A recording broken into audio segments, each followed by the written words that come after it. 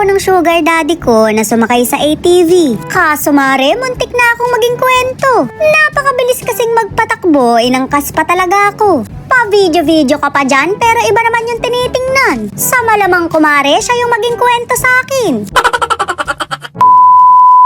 Pahapon na nga ako pumunta sa tabing dagat para wala ng araw. Alam nyo na mare, hindi pa kasi ako mayaman. Hinahati-hati ko pa rin ang Kojic, kaya tipid-tipid lang. Mare, hindi kasi effective sa akin yung tubig at dasal. Siyempre nag-selfie-selfie muna ako para may pang my day naman. Kaso mare, sa 200 kuha ko, isa lang yung maayos-ayos. Hindi ko pa nga magawang i-upload dahil mukha pa rin akong tulok. Dagdag MB na naman to sa storage ng cellphone ko. Nagpakuha na nga lang ako sa sugar daddy ko pero kabud pa akong nahilo. Diyan ka talaga magaling, ang paikot-ikutin ako. Sorry mare, humuhugot lang.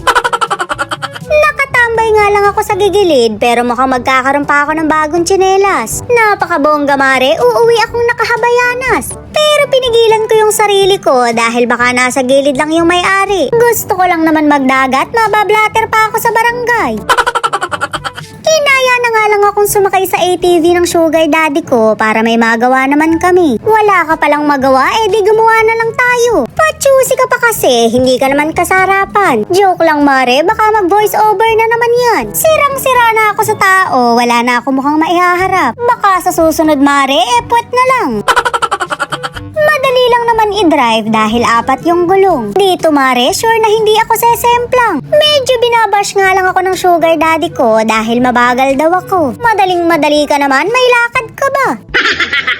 Pinagkatiwala niya nga yung buhay niya sa akin dahil umangkas pa. Shoot mare, hold up yata to. May tumutusok kasi sa likod ko kaya tawang-tawa ko. Sa lahat naman ng hold up, ito yung gusto ko.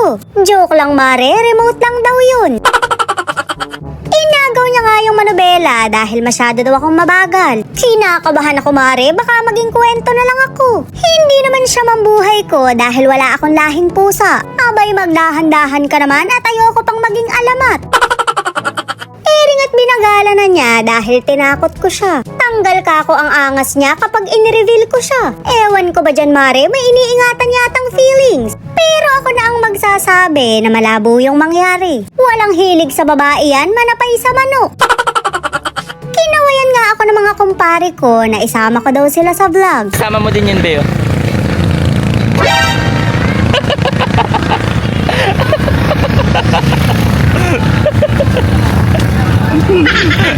Shoot mare, kasasabi ko pa lang na wala siyang hilig sa babae. Well, wala naman talaga dahil sa lalaki pala. Sa muscle siya nakatingin, saan ba kayo nakatingin?